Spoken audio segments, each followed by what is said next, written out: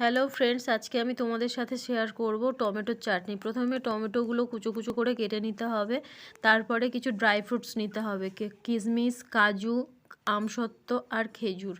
তারপর কড়াই গ্যাসে বসিয়ে তার মধ্যে সর্ষের তেল 1 চামচ মতো দিতে হবে। সর্ষের তেলটা একটু গরম হয়ে গেলে তাতে 5 ফোড়ন দিয়ে দিতে হবে।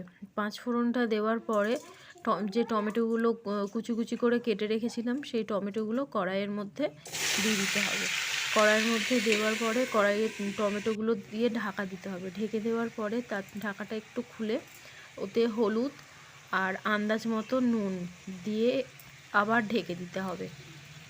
ঢেকে রেখে দেবে 2 থেকে 3 মিনিট। তারপরে ঢাকাটা খুলে দেখবে যে টমেটোগুলো সব গলে গেছে। গলে যাওয়ার পরে একটা এরকম পজিশান এসে যাবে, তখন তার মধ্যে যে ড্রাই ফ্রুটসগুলো কেটে রেখেছিলে সেগুলো দিয়ে দেবে এবং মেজারমেন্ট কাপের 1 কাপ চিনি দিয়ে দেবে। তোমরা যদি মিষ্টি বেশি খেতে পছন্দ করো তো মিষ্টি আর একটু বেশি অ্যাড করতে পারো। আমরা হালকা মিষ্টি খাই, তাই হালকা মিষ্টি অ্যাড করলাম। এবার ওটাকে ভালোভাবে নাড়াচাড়া করতে হবে যাতে চিনিটা টমেটোগুলোর সঙ্গে এবং ড্রাই ফ্রুটসগুলোর সঙ্গে ভালোভাবে মিশে যায়। মিশে যাওয়ার পরে মোটামুটিভাবে চাটনিটা রেডি হয়ে যাবে, কিন্তু চিনিটা খেয়াল রাখবে যেন চিনিটা ভালো করে মিশে যায়। ব্যাস, ওটা হয়ে গেলেই হয়ে যাবে বিয়েবাড়ি স্টাইলের চাটনি রেডি।